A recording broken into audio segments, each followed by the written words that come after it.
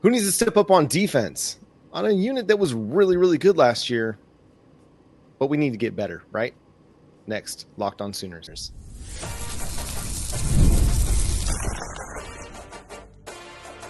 You are Locked On Sooners, your daily podcast on the Oklahoma Sooners. Part of the Locked On Podcast Network, your team every day. Thanks again for making Locked On Sooners your first listen every single day. Shout out to all the everydayers out there. Tune in and subscribe to the show wherever you get your podcasts.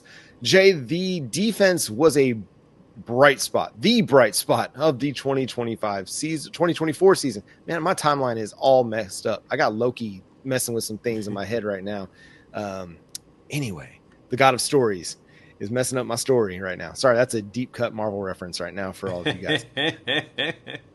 Good stuff. So going into this year, like you're losing Danny Stutzman, you're losing Billy Bowman, Ethan Downs, Dejon Terry, Woody Washington, some great players, some valuable veteran pieces. Who do you think needs to step up on defense for the Sooners? I think the defense is going to hinge more on the linebacker room and what Kobe McKinzie and Kip Lewis, got to give you two on this one, do in comparison to any other position out there. Totally get it. Understand that most people are going to say, but what about the defensive line? The secondary needs to improve. Cool.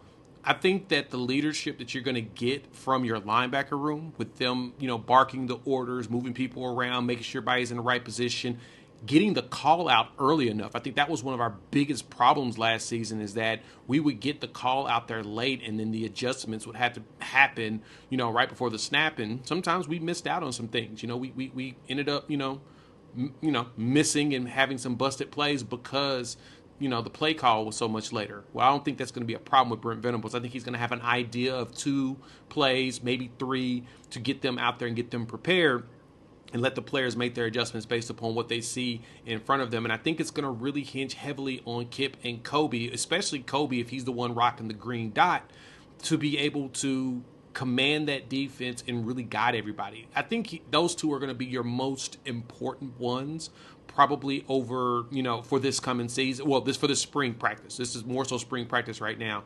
They're going to be the most important because they're going to be the ones that's going to really set the tone for what this defense is going to do.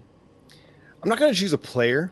I'm going to choose a joint, and that's Gentry Williams' shoulder. I need Gentry Williams' shoulder to step up. I need you to step up, and I need you to be healthy, my man. Like, I really do. Like, that kid has some star potential to him. He does. And with Eli Bowen, on crutches, and Jacoby Johnson inconsistencies as last year in 2024, I need Gentry Williams to step up and solidify cornerback for me. Like that, yeah. And not Gentry Williams, but his shoulder. I need his shoulder to be healthy for the entirety of the 2025 calendar year. I'm praying it. I'm naming it. I'm claiming it. Bless it. Claiming it now. Yep. We're doing it. Gentry Williams is going to have that resurgent year because, one, you need him to, and two, sometimes taking a step back and being out for the year can just kind of refresh you and re-energize you. I know he's probably chomping at the bit right now to be out there and get into football activities after really not doing a whole lot last football season. If he can step up, if he can be healthy, he will make a huge impact on this defense. He'll be a more important addition than anybody else that you added on defense. He'll be more important than Kendall Daniels, more important than Marvin Jones Jr. If he is fully healthy for 2025, that will be the comeback player of the year for Oklahoma on defense. No, I agree.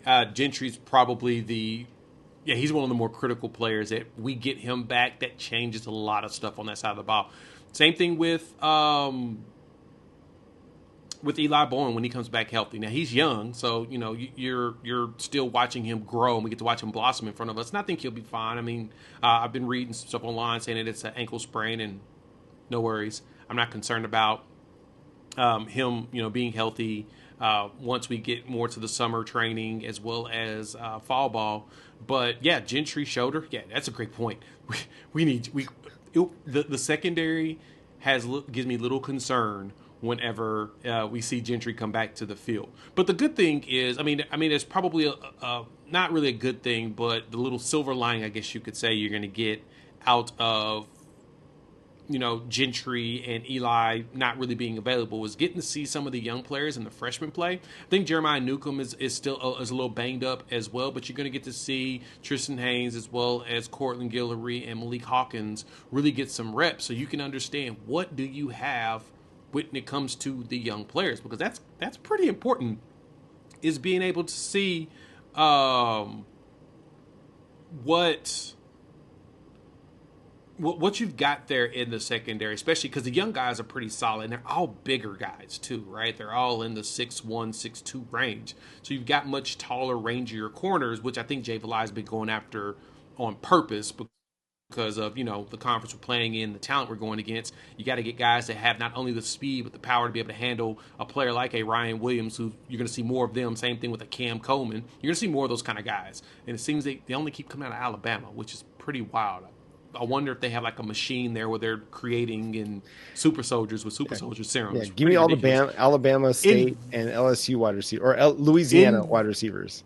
Investigate the state of Alabama, please. Someone go start focusing on that. See if they've got like a super soldier serum thing that they've got going around in the water. But I digress. You've got to have these bigger corners, but I'm ready to see what the ones we have would look like, especially in play. So spring practice, I really want to see, like I said, Kip and Kobe. I need to see them step up and really, they're going to be the difference makers in making sure everybody understands the defense. It feels like it starts with them.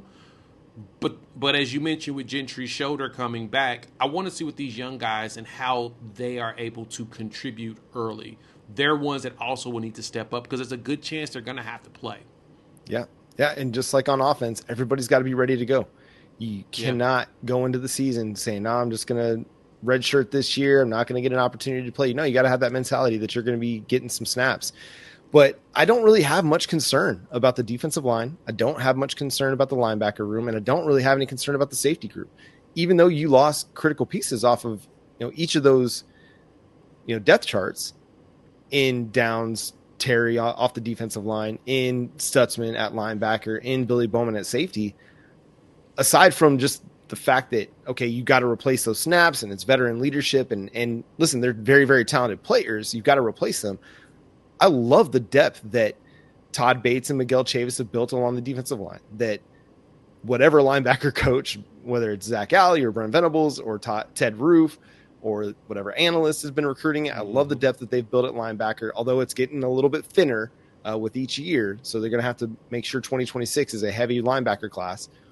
And I love the depth that Brandon Hall has built at 50. It's at the middle, you're good to go.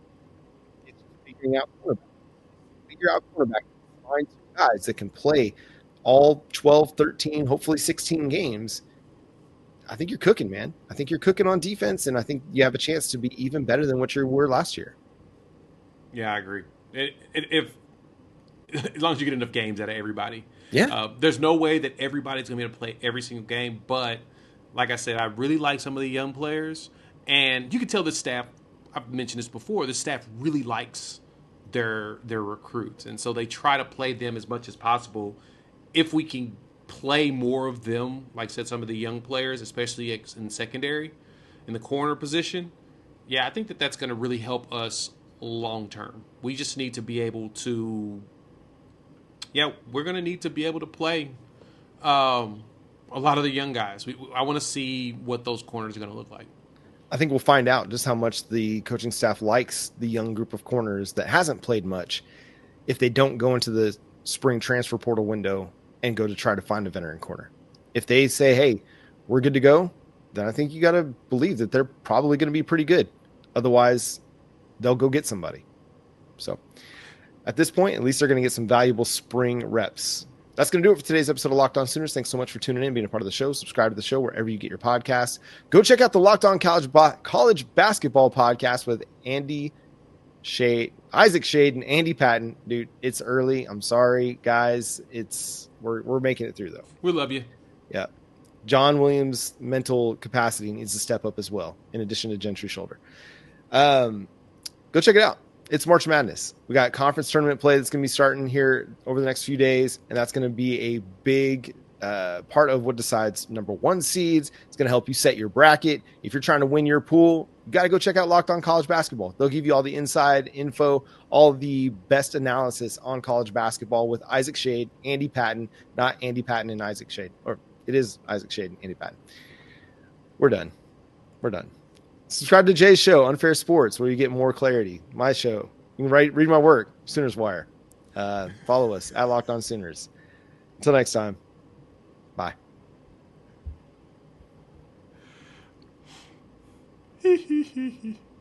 Struggles.